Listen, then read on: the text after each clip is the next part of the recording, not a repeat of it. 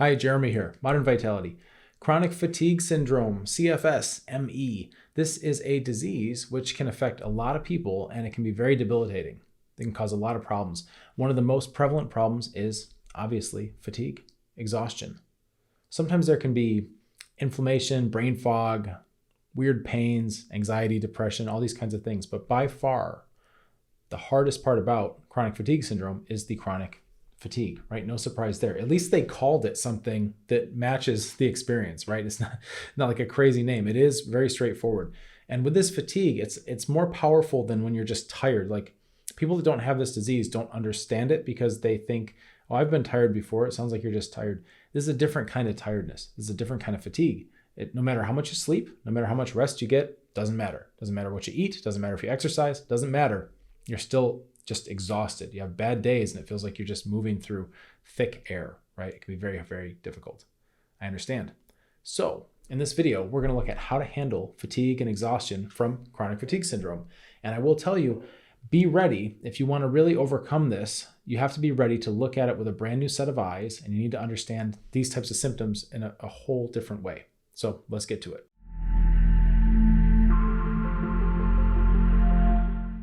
So the thing to understand about fatigue and many, many other symptoms, okay, this is, by the way, this is a whole paradigm that we have in Modern Vitality. The way I think about this stuff, I hope it helps you, because not just fatigue, but all these other symptoms, you want to start to look at them in terms of, what is my body trying to tell me?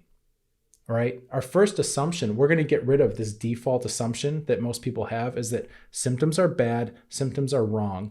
We need to fight the symptoms. We need to oppose the symptoms, right? And that's medicine. Okay. And if this is you, if you've been thinking this way, or if you've had doctors or practitioners like functional medicine or naturopath or Eastern medicine or whatever, anybody, and they're thinking about just fighting symptoms, just know that's the status quo. That's the default. That's just kind of how we respond in our society. We tend to push back. It's not anybody's fault. That's just the baseline. But we're here to evolve that. All right. We're going to look at the next step, which is to now embrace the symptoms. And I know this is a bit of a taboo topic, because if the symptoms are so painful or they suck, or they're stealing your quality of life, why do I want to embrace them? Well, the way out is through. Okay, we have to get on the side of our body, and we have to come with a new frame of understanding that our body is smart. It knows what it's doing. It's trying to protect us. And sometimes it has to generate symptoms to do that, even though it's unpleasant, right? But symptoms sometimes are what it takes to keep us alive, or to keep a disease from getting worse. Symptoms can become fail-safe protective mechanisms. Okay, it's one of these really, really interesting ways to look at it. Symptoms are a feature, not a bug, right, of your body. And I'm going to explain a little bit more about what I'm saying here in the context of fatigue, but you can take this and you can start to apply to all kinds of symptoms, especially the ones from these complex chronic health conditions. So if you've been around my work for any given amount of time, you probably know that I've got a 4-stage process that I usually use, and it has to do with body systems, right? The first stage, and you want to do this in order. The first stage is immune, and then the second is digestive. The third is neuroadrenal. The fourth is blood circulation, and there's a bonus, right? A 5th stage that not everybody needs, but it mainly has to do with boosting and supplementing. And that's more where we work on nutrition and minerals and hormones and all these kinds of things that maybe need to get dialed in. I've found if you follow this process in the right order, a lot of the heavy lifting gets done up front, and you maybe don't need to do all the extra stuff at the end, which is great. So what I'll say before we get going on fatigue, if you are struggling with a complex chronic health condition, you don't have to do it alone. That's good news. We've got a group. It's an international support group. It's Modern Vitality Solutions and Support. It's free to join. I'm in there every day. This is where I answer questions, and you can ask me anything you want in there. It's a wonderful place to be. There's people just like you with a very positive attitude that are bright, sophisticated human beings. They're from all over the world, and they're all working on piecing together the puzzle of their healing journey, right? They're figuring out what's their next step. What do they need to do? How do I get a plan together? How do I take all this information and organize it and start to think about what are my practical next steps towards getting better in a whole systems way? It's a great group. It's free to join. As I mentioned, we're off Big Tech. It's a private chat platform we have. There's an application in the description of this video. You can find that link. I'm sure you can find it. And when I see your application, if you look like a good fit for the group, I'll get you in there as soon as I can. It's a small group. I keep it kind of cozy. Usually we top out around 150, 200 members, so it can fill up rather easily. So there may be a bit of a wait. I try to get everybody in within a month of your application. I know that, if you want help, you don't want to wait forever, but I'm doing my best. So there may be a bit of a wait.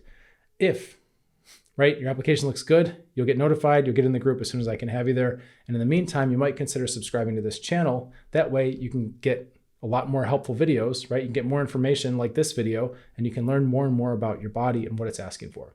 So with fatigue specifically, okay, what's the survival advantage to having no energy, low energy, right? To being exhausted. It doesn't make sense initially when we think about human evolution or being in the wild. Like, why would an animal just need to rest and then be vulnerable to predators and things, right? Obviously, it's not ideal. In life, we want to have vitality. We want to have energy. I believe that's a human birthright. That is our norm. That should be our status quo, is to feel vital, right? Modern vitality. I believe in this word, right? However, in the presence of illness and dysfunction, especially multi-systematic dysfunction, there are fail-safes which can create fatigue. So let's do some examples. We'll do a little bit of thought experiments here. In the immune system, if you have immune problems, right, there can be multiple causes of fatigue all hitting at once. So if you have immune problems, meaning you've got general inflammation, your body's just inflamed a lot, right? Oftentimes that generalized inflammation, by the way, isn't just your immune system's dumb and doesn't know what it's doing. It's usually trying to figure out how to handle some kind of hidden pathogen. Now, those hidden pathogens could be viruses, could be mycotoxins, could be bacteria, right? Could be a ton of stuff. Could be things that we have in our environment now that are man-made, like heavy metals, pesticides, microplastics.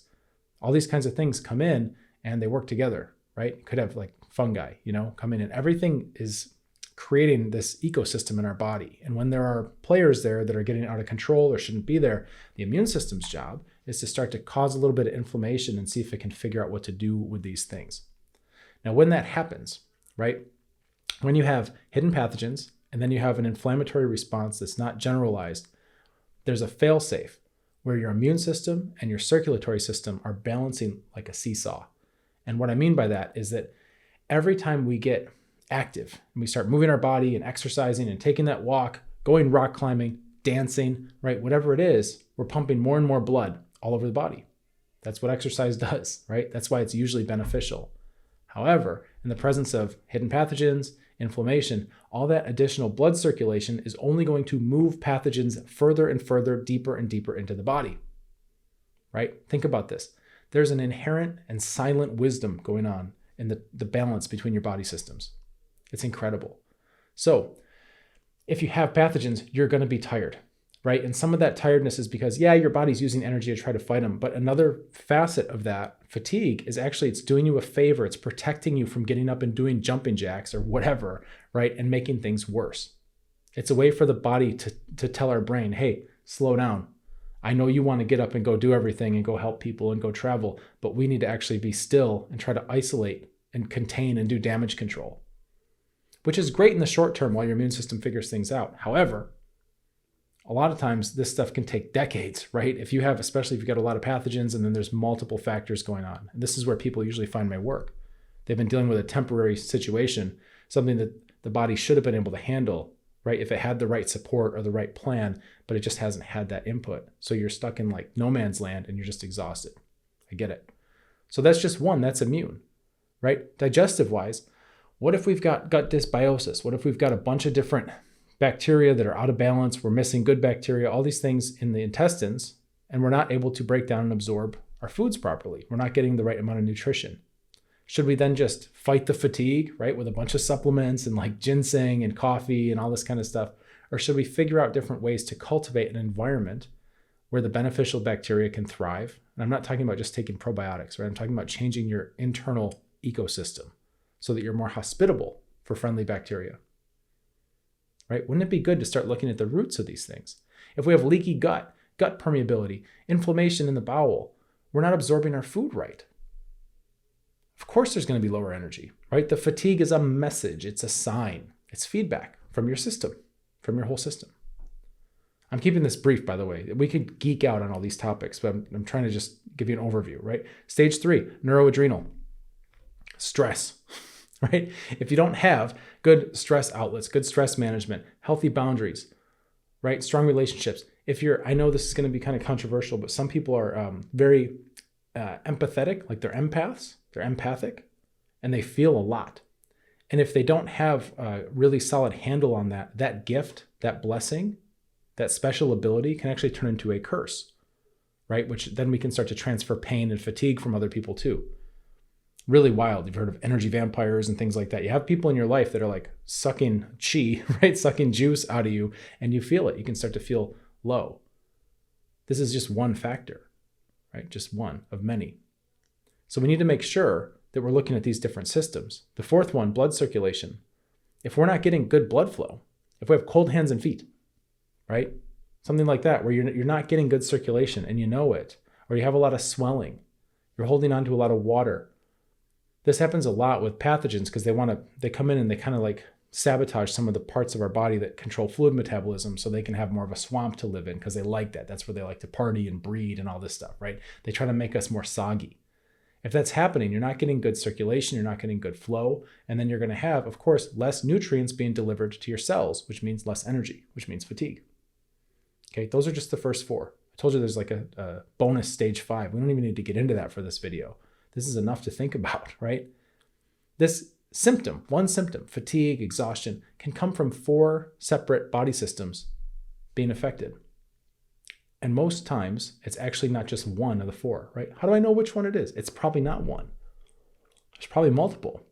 I mean, by the time people come into this world, to my world, it's a really good bet. They've got varying levels of dysfunction in multiple body systems because that's how our body works. When one system starts to go out, other ones start to compensate for it. And then there's a problem there and a problem there. It becomes kind of a chain reaction and can turn into what feels like a vicious cycle, catch-22, right?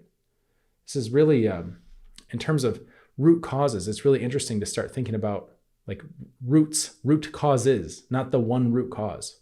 Because when we look for the one root cause, we wind up with these silver bullet kind of prayers of therapies and things that we can put a lot of expectation into, we can get our hopes up, but it's just like one thing looking at one potential cause. We really need to zoom out and take a whole systems look at how all these 4 systems are influencing each other.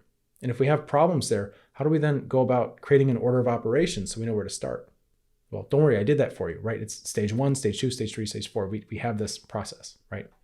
These are the kinds of things that we expand on within our group. I've got a whole vault of videos in there, interactive videos. You can get to know your own body systems in a little bit different way and start to figure out what might be the next plan for you, the next step, like what makes sense, what feels right in terms of how you're going to start to interface with your body and get it to a place where it doesn't need to generate fatigue to protect you anymore. It's really quite interesting. We have the mitochondria, right? These tiny little pieces, right? These organelles in our cells. And you've probably heard about mitochondria, right? If you're online researching your health condition or you're in forums asking people for like, what's worked for you? You've probably heard somebody talking about mitochondria. And mitochondria are seen as the powerhouse of the cell. They create the energy, right? But that's not the whole story. In fact, there's a lot about mitochondria that we're learning now that's really makes it a lot more complex than we initially thought. It's not just like a battery in the cell. The mitochondria also detect the cellular environment, and they can tell if something's wrong or something's amiss. And what that then helps them do is they can determine if they should create energy or not. So imagine just for like the stage 1, right? You got hidden pathogens, you got inflammation, all these things going on. The mitochondria can feel that, and they know, oh, we better not make too much energy or the genius upstairs is going to start doing jumping jacks and circulate these pathogens all over the place. We actually should close energy production down so that, the brain feels tired and doesn't go sabotaging things so we can contain this, right? We need to understand this process, this system in a way where we can start to interface at the roots of it, right? The multiple causative levels and go in order in a way that makes sense. So I would encourage you, if these kinds of conversations are helpful to you, you can subscribe to this channel. You can apply for our group. You can come in there. We're having great conversations. It's beautiful, right? There's nothing like this elsewhere in the world. And I hope that this video helps you understand fatigue, exhaustion, and what your body is trying to tell you. All right, let's get you feeling better. Cheers.